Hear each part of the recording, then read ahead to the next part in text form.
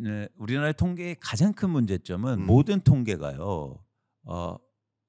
관발이라는 거예요. 관발. 네. 아. 네.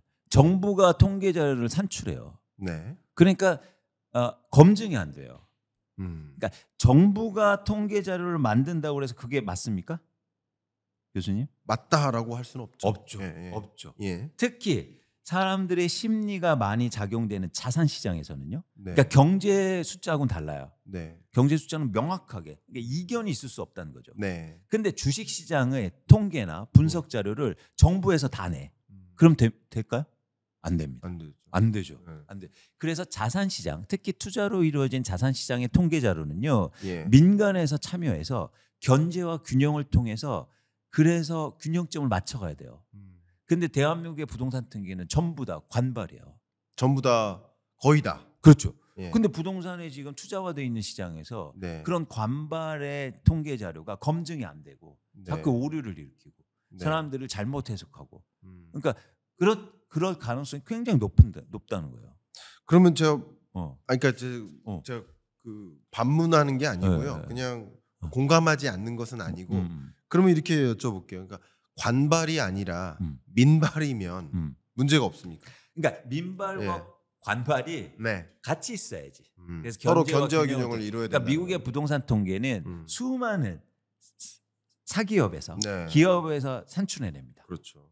그러면서 서로 균형을 맞춰가요. 예. 그러면서 오랫동안 균형 맞춰서 지금 굉장히 공신력 있는 그렇죠. 통계 자료들이 나오고 있거든요. 네. 이거는 결국에는 산업인데 산업이에요. 통계 네. 산업이죠. 예. 통계 산업이 발전하기 위해서는 견제와 균형이 필요한 거죠. 네. 근데 지금 대한민국의 부동산 통계는 전부 다 견제와 균형이 없는 거예요. 네. 오직 견제와 균형은 어디다? 이럴 수 있다. 네. 예를 들면. 예. 네.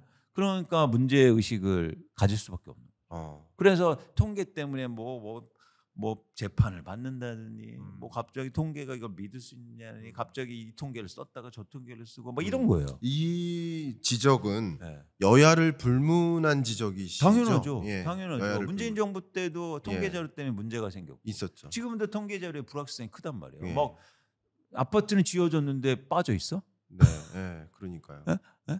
과연 이게 저는 이게는 기본적으로 통계가 옳다 그르다가 아니고 네. 한국의 부동산 통계 자체가 일종의 정부에서 전부 다 나오기 때문에 네. 견제와 균형이 없다. 공무원 한 명이 잘못하면 그냥 끝나버리는. 이게 말이 안 되지 않습니까? 네. 네.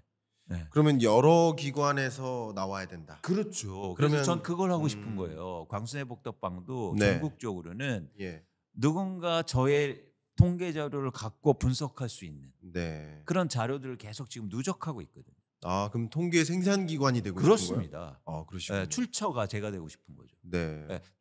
부동산 원이만이 아니라. 그렇습니다. 네. 이게 과거에 뭐 이 부동산 통계 약간의 역사로 가보면 과거 이제 주택은행이던 시절, 그렇죠. KB국민은행이 주택은행이었습니다. 네.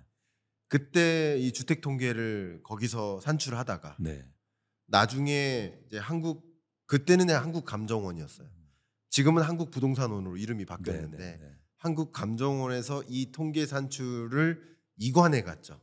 통계 생산기관이라고 해서 이관해 나갔고 지금은 이름을 한국부동산원으로 바꿨고 그 부동산 통계를 계속 생산하고 있는데 KB국민은행, 그러니까 주택은행의 후신이죠. KB국민은행 아직도 통계를 생산하고는 있잖아요. 그렇죠.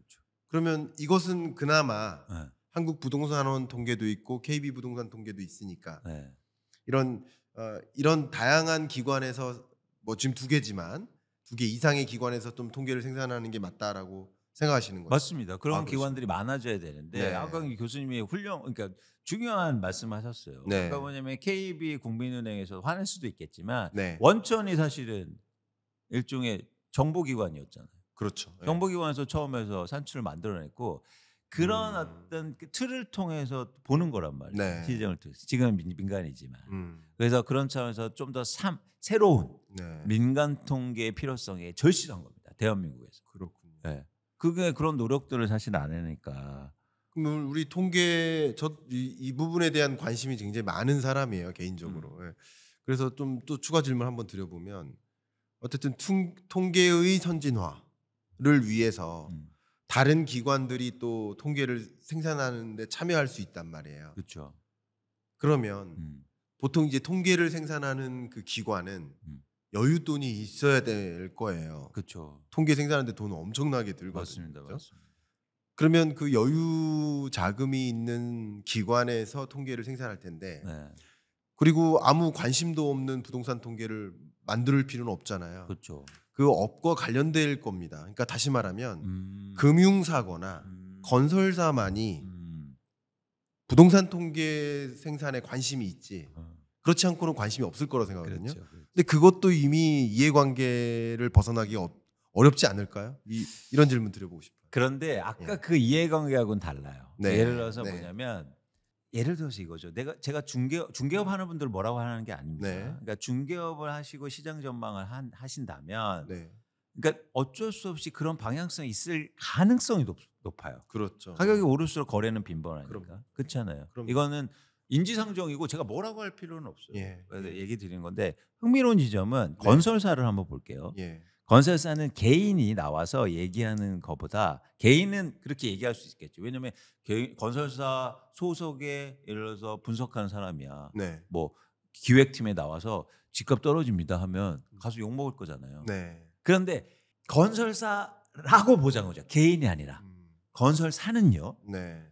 통계를 정확히 양산하고 예. 그리고 시장을 정확하게 보는 게 건설사한테 유리합니다. 네네. 그렇잖아요. 그럼요. 지금 대한민국 건설사가 왜 지금 어렵습니까?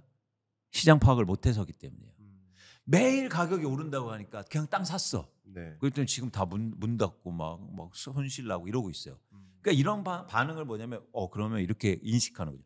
건설사 다니는 사람 말고 네. 건설 회사 입장에서는 예. 통계를 정확하게 만들고 시장 예측을 정확하게 하는 게 건설사한테 도움이 되잖아요. 도움이 되죠. 그러면 투자할 만한 가치가 있는 거죠. 전 그 얘기를 하고 있는 겁니다. 어. 그래서 시장 통계 자료를 만들수록 건설사한테 좋은 거예요. 그러니까 쉽게 말해서 오른다는 얘기가 아니고 빠진다는 얘기가 건설사한테 더 도움이 된다니까요. 네. 네. 너무 좋은 말씀 주셨고요. 네. 제가 지금 말씀 속에 생각난 거예요. 저도 제안을 드려보고 싶어요. 네. 통계 선진화를 위해서. 통계 선진화가 경제 선진화거든요. 네. 왜냐하면 통계가 바로서야 그 통계를 보고 그 정말 타당한 정책들을 만들 수 있기 때문에 네. 통계가 뒤틀리면 정책이 뒤틀릴 수밖에 없으니까 네. 통계 선진화를 위해서 이런 제안을 드리고 싶어요. 갑자기 든 생각입니다. 네. 그 한국은행의 목적, 첫 번째 목적, 네. 한국은행의 설립 목적, 그 한국은행법 1조 1항. 네. 그 첫 번째가 뭔지 아십니까? 물가 안정. 물가 안정이에요. 그렇죠. 그런데 이거 네. 중요한 얘기입니다. 네. 근데 그 소비자 물가 지표는 한국은행이 생산하지 않습니다. 통계청에서 생산합니다. 그 해당 소비자 물가를 안정시키는 게 한국은행의 목적인데 그 통계를 한국은행 스스로 생산하면 견제와 균형이 불가능해지죠. 그러니까 통계청에서 소비자 동향 조사를 하고 소비자 물가 지수를 추계하고 그 물가가 제대로 바람직한 목표 물가 2%를 향해 가는지를 위해 그걸 보면서 통화 정책을 단행하는 거죠. 네. 이게 맞다고 봅니다. 네. 그런데 부동산 정책을 주관하는 정부 부처는 국토교통부인데 네. 그 통계는 국토교통부의 예산으로 그렇죠. 산하에 있는 한국부동산원에서 생산한다. 맞아요. 이건 잘못됐다. 맞아요. 맞습니다. 라고 생각을 합니다. 맞습니다. 통계 개편이 필요하지 않을까. 필요하죠. 근데 그 통계 개편을 좀 더 나가서 예. 민간한테도 네. 기회를 주라. 그러니까요. 훨씬 그러니까 대한민국에서 부동산 시장은 굉장히 중요하지 않습니까? 네. 가게나 아니면 기업이나 여러 가지 경제적 차원에서. 네. 근데 가장 통계가 열악해요. 네. 안타까운 거예요. 좋습니다. 그래서 저는 이 시장을 분석하고 입장에서는 너무 안타까운 거예요. 네. 그래서 저는 민간의 이런 통계를 잘 생산할 수 있는. 그래서 우리는 광성의 복덕방이 독립 리서치잖아요. 네. 그래서 저는 그러니까 홍보를 잠깐 해드리면 해주세요. 예를 들어서 이런 거죠. 네. 아니 이제 제가 다녔던 GS건설, 네. GS건설은 자기 건물이 없어요. 예. 쉽게 말해서 건설회사가요 자기 집이 없는 거예요. 예. 왜 없는 줄 아세요?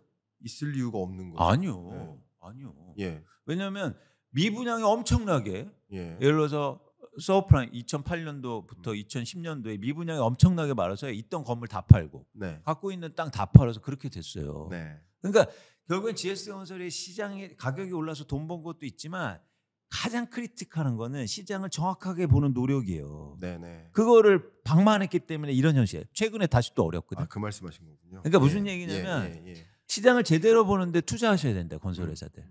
그래서 광세복덕방에 투자하시라. 대신 조건이 있습니다. 우리의 어떤 의견에도 간섭하지 않을 것. 대신 전 투자는 받을게요. 대신 통계 자료를 드릴게. 분석 자료를 사업하기 좋으시게. 그런데 독립 리서치죠. 그러니까 이런 거죠. 그 대신 어떤 의견도 개입하지 않는다는 계약이 필요합니다. 근데 오히려 그게 사업에 도움이 될 거다. 더 큰. 제가 가끔 전화해서 좀 올려주세요 하면 농담입니다. 그러니까 예를 든 거고 그만큼 사실은. 근데 그런 의지 자체가 중요한 것 같아요. 맞아요. 그러니까 우리 민간에 그런 의지를 갖고 있는 맞아요. 그 경제 주체들이 많아야 된다고 생각하고. 맞아요. 어쨌든 이 통계의 선진화를 위해서 이 부동산 통계의 선진화를 위해서 첫 발을 내딛는 그 여정은 국토교통부 산하가 아닌 민간이 됐든 적어도 다른 부처가 적어도 그렇죠. 통계청이 예를 들면 단행하는 것이 맞지 않나. 돈을 주잖아요. 국토교통부 예산이 있고 그 예산이 부동산원으로 가는 거거든요. 근데 그 돈을 받아서 통계를 생산한다면 그걸 보고하거든요, 공무원들한테. 그렇죠. 교수님 모든 일은 선의로, 그러니까 공적인 일이나 판단할 때 선의로 판단하면 안 될 것 같다는 생각이 들어요. 무슨 얘기냐면, 그래도 잘할 거야. 그러니까 제가 볼 때 저는 절대 그렇지 않거든요. 그래서 견제와 이런 장치들이 필요한 겁니다. 예를 들어서 한국부동산원에서는 통계자를 만들 때 객관적이라고 계속 얘기하겠죠. 근데 그거는 의지죠. 근데 의지가만 있다고 해서 행동으로 연결되지는 않아요. 당연히 말씀하신 것처럼 연결이 돼 있고 그럼 뭔가 좀 분위기 파악도 해야 되고 이런 거지 않습니까? 그래서 그 의지를 바꾸려는 노력이 아니라 견제를 만들면 된다. 그러면 경쟁하게 될 거 아니에요. 그럼요. 비교하게 되고 이런 이게 바로 시장이에요. 그러니까 시장을 통해서 문제를 해결하는 거다. 그랬으면 좋겠다. 어떤 자그마한 회사에도 감사가 있거든요. 감사자가 있잖아요. 그렇죠. 1인 법인도 감사자를 지정해야 돼. 근데 이 부동산 통계에 있어서 감사자가 없는 구조. 이게 과연 타당한 것인가 하는 의문을 좀 갖게 됩니다. 자, 이제 오늘 토론에서 어쩌면 핵심이 될 마지막 질문에 가까운데요. 일시적 반등인가? 그러니까 매매 가격은 어쨌든 오르락 내리락 하면서 움직였잖아요. 올랐다 떨어졌다 하면서 움직이잖아요. 다만 올랐다 떨어졌다 하면서 앞에서도 말씀 주셨듯이 장기적으로 보면 올랐다 떨어졌다 하면서 올라온 게 사실이에요. 근데 최근 24년 한 해 중반을 기점으로 특히 서울을 중심으로 매매 가격이 반등하는 흐름이 나타났는데 이 흐름은 일시적 상승이다라고 말씀 주셨어요. 그 부분에 대해서 그러면 일시적 상승이라는 얘기는 이제 다시 하락한다라는 주장이시거든요. 그 근거를 좀 말씀 부탁드리겠습니다. 일단 저희가 전망을 할 때 가장 중요한 건 현재의 변동 원인을 찾는 거죠. 그러니까 저희가 일단 전망할 때 가장 경계해야 될 건 전망만 하면 안 돼요. 그러니까 지금의 현재의 변동 원인을 찾고 그 변동 원인이 지속될 거냐 아니면 변화할 거냐 이걸 찾는 게 전망의 핵심이죠. 그러면 지금 서울 아파트를 중심으로 해서 왜 집값이 오르냐는 거죠. 그건 뭐냐면 수요가 증가하고 있기 때문입니다. 수요 증가의 근거는 뭐냐면 가격이 오르면서 거래량이 증가하고 있기 때문이에요. 그러니까 당연히 시장의 변동 원인은 수요 증가죠. 근데 그러면 수요 증가인데 어떤 수요냐는 거예요. 근데 왜 어떤 수요라고 물어봐야 되냐면 그러니까 예를 들어서 주식시장에서는 어떤 수요를 묻지 않아요. 왜? 전부 다 투자 수요이기 때문이에요. 그렇죠? 근데 부동산은 수요가 나누어집니다. 하나는 실수요가 있고 하나는 투자 수요가 있어요. 근데 지금 시장의 변화를 일으키는 수요는 실수요예요. 그 강력한 근거는 가계대출이에요. 실수요자만이 대출을 일으켜서 집을 삽니다. 투자자는 대출을 일으킬 수가 없어요. 네. 전세를 끼고 사는데 어떻게 대출을 일으킵니까? 그렇죠? 예. 그래서 대출이 증가하면서 수요가 증가한다는 건 뭐냐면 지금 네. 시장의 변동원이 실수요라는 거예요. 네. 그런데 그러면 가격이 계속 오르려면 실수요가 계속 증가해야 되잖아요. 네. 그럼 뭐가 증가해야 됩니까? 가계대출이요. 네. 증가할 수 있습니까? 아니요. 여러 가지 예. 여러 가지 원인에 불가능해요. 첫 번째는 뭐냐면 가격이 오를수록 내가 대출을 많이 일으켜야 되잖아요. 네. 그러면 개인의 부담감이 커져요. 자연스럽게 실수요는 줄어들 수밖에 없어요. 이게 기본적인 경제의 원리지 않습니까? 가격이 오를수록 수요는 감소한다. 그렇죠? 이것도 부동산 시장에 통용되는 거죠. 두 번째는 이러다 보니까 정부가 규제가 들어오지 않습니까? 정부가 그동안 대출 규제를 엄청나게 완화해 줬어요. 지금 서울의 아파트를 살 때 생애 최초는 LTV로 80% 대출을 받았습니다. 역사상 최대 규모의 대출이에요. 10억짜리를 받으면요. 지금 8억을 대출 받아서 집을 사요. 그냥 이렇게 풀어놨다고요. 그러니까 대출 받아서 집 사는 사람들이 많아진 거죠. 근데 이제는 스트레스 DSR 규제도 들어오고 이제 계속되면 LTV 규제도 들어간대요. 당연히 투기과열지구로 되는 순간 LTV 규제가 들어가야 됩니다. 그렇게 되면 어떻게 합니까? 대출이 줄어들게 되겠죠. 그럼 실수요가 어떻게 지속적으로 증가하냐는 거예요. 그래서 실수요는 다시 감소할 테고 그렇게 되면 자산 가격은 결국은 수요가 결정하는데 그렇게 되면 가격이 하락이 다시 이어질 가능성이 높다고 판단하는 거죠. 이런 경우가 똑같이 과거에도 있었어요. 그게 2009년입니다. 2009년이요. 2009년에서도 그런 일이 있었다. 네. 그러면 사실 뭐 드릴 질문이 또 갑자기 꼭지가 생기는데 제가 질문을 좀 드려볼게요. 그러니까 지금 일어나고 있는 수요는 그러니까 지금 거래량이 늘어나고 있고 가격도 상승하고 있는데 그런 수요는 실수요자들이 늘어서다. 그리고 그 실수요자들이 늘어났다라는 근거는 투자 수요가 아닌 실수요가 붙어서 거래가 많아졌다라는 그 근거는 가계부채 규모가 늘어서다. 정확히는 주택담보대출. 그 주택담보대출 규모가 늘어서다. 그러니까 그것은 실수요다. 이렇게 말씀 주셨는데 그 부분에 대해서 좀 저는 의문은 하나 있습니다. 왜 그러냐면 그럼 2020년, 21년은 실수요가 늘어난 겁니까? 투자 수요가 늘어난 겁니까? 같이 늘어났어요. 같이 늘어났다. 특히 갭 투자가 굉장히 빠르게 증가합니다. 그러니까 그렇죠. 지금의 갭 투자 비율이요. 그때 서울 기준으로 해서 50%가 넘어갔어요. 그러니까 집 사는 사람 2명 중에서 1명이요. 투자자였다고요. 좋습니다. 지금은 그게 30%대로 줄어드는 상황입니다. 그러니까 그만큼 투자 수요는 준 거죠. 좋습니다. 저는 이제 부동산 시장 볼 때 거래량을 판단할 때 그 거래량이 늘어나나 줄어드나라는 것을 거의 그대로 보여주는 게 주택담보대출의 증가세인 거라고 저는 거의 대리분수격. 이거 상관관계 분석하면 1 나와요. 거의 똑같이 늘고 똑같이 줍니다.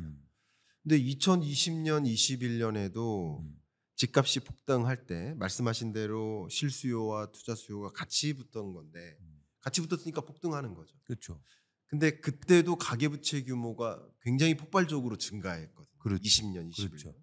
그러니까 제가 드리는 질문은 정말 이게 실수요를 중심으로 거래량이 늘어난 건지 아니면 투자 수요가 붙은 건지를 구분해 보려는 거예요. 왜 근거의 굉장히 핵심이 그거니까. 근데 20년, 21년에도 가계부채 규모가 같이 늘면서 거래량이 폭발했는데 그때는 실수요와 투자 수요가 같이 붙었던 것이고 지금은 실수요만 붙었다라고 판단하시는 어떤 근거가 아까 말씀드렸듯이 갭 투자 비율. 그리고 지금 생애 최초 주택 구입자 수가 증가하고 있거든요. 이거는 근거가 굉장히 많아요. 그렇죠. 그래서 제가 그냥 아까 하나만 얘기 드린 건데 좋습니다. 대출만 얘기 드린 건데 말씀드린 것처럼 그럼 과거에도 대출 증가했지 않느냐. 사실 그러면 다른 증거들이 많다. 생애 최초 구입자 수가 증가하고 있고 30, 40대 구입자가 증가하고 있고 또 하나 갭 투자 비율은 감소하고 있고 이 근거 이제 여러 가지가 들 수 있죠. 좋습니다. 그렇기 때문에 투자 수요가 아니고 증가하는 건 실수요자라고 말씀드리는 겁니다. 좋습니다. 그러면 또 역시 꼬리에 무는 질문을 드린다면 생애 최초 구입자는 투자 수요입니까? 실수요죠. 실수요잖아요. 그래서 생애 최초 구입자가 많다. 30대 거주하려고. 이들이 늘고 있다. 왜냐하면 생애 최초 구입자는 왜 지금 집을 사냐면 정책 대출 때문이에요. 작년에 특례보금자리 대출이 40조 원 풀렸고 네. 지금은 신생아 대출이 거의 30조 원 풀립니다. 예. 그러니까 처음 주택 구입하는 분들이 예. 내 집을 거주하려고 네. 그 대출을 받아서 집값을 올리면서 집을 사고 있는 거죠. 좋습니다. 예. 그러면 이제 질문 드리겠습니다. 어쨌든 24년 이 하반기에는 실수요자들을 중심으로 거래량이 뒷받침되고 매매 가격이 상승하는 흐름이다. 근데 이 실수요가 계속 지속될 수 없으니 가격은 언젠가는 하락한다라는 그 주장과 근거세요. 근데 여기에 반대되는 하나의 시나리오를 붙인다면 네. 투자 수요가 붙을 수 있잖아요. 있죠. 이제 그러니까 실수요부터 움직이고 네. 투자 수요가 후순위로 붙을 수 있잖아요. 있죠. 예. 저는 개인적으로 이게 같이 움직이는 거라고 생각하는데 예. 그 시간적 격차는 왜냐하면 말씀 그동안 해왔듯이 이 부동산 시장도 너무나 투자화돼서 그게 바람직한 방향인지는 모르겠으나 투자화돼서 이 실수요와 투자 수요가 구분이 좀 안 되는 현상, 모호해지는 현상, 그리고 실수요자들도 투자적인 관점에서 내 집 마련을 시도하는 현상, 나만 벼락거지 되면 안 돼 하는 그런 공포감, 여러 가지 것들이 맞물려서 이게 같이 움직이는 경향성이 좀 커졌다라고 저는 생각을 해요. 근데 그걸 차치하고 저의 생각이 틀렸다라고 가정하고 어쨌든 지금까지는 내 집 마련 수요, 실수요를 중심으로 일어났으나 네. 투자 수요가 같이 맞물릴 수 있다. 왜냐하면 투자 수요는 앞으로 지금 가격 상승하네, 앞으로도 상승할 것 같아, 주택 공급 부족해질 것 같아 하는 움직임으로 투자 수요까지 맞물린다면 이게 일시적인 상승이 아니라 구조적인 상승으로도 갈 수 있지 않겠습니까? 네. 이 부분 한번 질문드립니다. 맞습니다. 굉장히 네. 중요한 질문을 하셨고 네. 쉽게 말해서 투자 수요 들어오면 집값도 오르는 거 아니냐 이거죠. 그렇죠. 네. 일단 첫 번째는 실수요가 감소한다는 거예요. 네. 제 전망은 네. 네, 그거죠. 그래서 과거처럼 실수요가 투자 수요가 같이 증가하는 건 힘들겠다. 그런데 제 예측대로 실수요는 감소하지만 예를 들어서 네. 그게 대출 규제든 오른 가격이든 근데 그만큼 더 투자 수요가 더 많이 들어와야 되잖아요. 네. 오르려면. 그렇죠. 그런데 지금 한계가 있어요. 첫 번째는 뭐냐면 지금 투자자들이요 집을 너무 많이 보유하고 있어요. 네. 그 근거는 뭐냐면 지금 자가 점유율이요 역대 최저 수준입니다. 맞아요. 무슨 얘기냐면 네, 다주택자가 너무 많다는 거예요. 그렇죠. 그러니까 투자자들은 이미 많이 갖고 있어요. 네. 네. 그러니까 이거를 한 채 더 살 수 있을까? 투자자들이요? 네. 그러니까 너무 많이 갖고 있어서 지금 네. 팔려는 거예요. 그래서 요즘에 흥미로운 통계 현상이 뭐냐면 다주택자는 오히려 팔고 있어요. 이 상황이 전개되려면 다주택자가 더 사줘야 돼. 그렇죠. 근데 다주택자는 지금 팔고 있다고요. 네. 다주택자 비율이 줄고 있다니까. 네. 네. 흥미롭죠. 예. 그러니까 집값이 오르면 다주택자가 더 많이 증가해야 돼요. 네. 다주택자가 줄고 있다고요. 네. 그건 뭐냐면 집을 갖고 있는 사람들은 이번에 기회다라고 해서 파는 거예요. 그래서 공통적으로 통계치로 뭐가 나오냐면 장기 보유자들의 매도 물량이 증가하고 있고 네. 고령 세대의 매도 물량이 증가하고 있고 예. 다주택자의 매도 물량이 증가하고 있어요. 네. 그래서 중요한 건 매도 물량이 증가하는 게 투자 수요가 더 증가할 수 없다는 가장 큰 근거예요. 좋습니다. 예. 그리고요. 예. 투자 수요에 대한 속성을 아셔야 되는데 네. 투자 수요는 돈이 벌 수 있을 때만 투자해요. 그렇겠죠. 예. 예. 그런데 제가 볼 때 이거는 정성적인 판단인데 예. 지금 한국의 부동산 가서 돈 벌기는 쉽지 않겠다. 그 이유는 예를 들면 이거예요. 예. 지금 강남에요. 집을 한 채 더 사잖아요. 취득세를 8% 내야 됩니다. 그러면 10억, 20억짜리잖아요. 평균 20억짜리인데 1억 6천만 원을 내고 시작해요. 이거 네. 투자할 수 있겠습니까? 어렵죠. 예. 그런 제도적인 측면도 있단 말이야. 그래서 투자자가 시장에 쉽게 들어올 수 없어요. 예. 예. 투자자가 가장 두려워하는 건 불확실성인데 네. 돈을 처음부터 내고 시작하면 불확실성이 커지니까 투자하기 쉽지 않다는 좋은 의견이시고요. 거예요. 그러면 저는 계속 네. 질문이 어. 투자자와 내 집 마련자를 그 이분법적으로 이제 구분하려는 이제 의견이 있으신데, 근데 결국 내 집이라는 것이 그동안 계속 말씀드렸듯이 사용 가치와 투자 가치, 투자 가치를 다른 말로 이제 교환 가치인데, 이 교환했을 때 첫 내가 갖게 되는 교환보다 팔게 되는 교환에 그때의 가격이 올라가 있는 것을 좋아하는 그런 교환 가치를 누리고자 하는 성향은 이 투자자나 내 집 마련을 보유한 자가 거의 같다고 생각하고요. 거의. 그리고 집값이 떨어지면 안 된다고 생각하는 그 간절함은 오히려 투자자보다 그냥 소위 실거주자가 더 강하다고도 생각합니다. 집값은 절대 떨어지면 안 돼. 왜? 이것은 내 전 재산이니까. 네. 절대 떨어지면 안 돼라는 그런 생각을 더 간절하게 갖고 있지 않을까 하는 생각을 갖고 있거든요. 네. 그런 의미에서 아까 소위 실거주자들은 지금 샀지만 투자자는 더 그런 것들을 합리적으로 판단한다거나 하면서 지금 들어올 이유가 없다라고 네. 생각하시는 거예요. 맞습니다. 그게 이제 지표로 보여주고 있는 거죠. 네.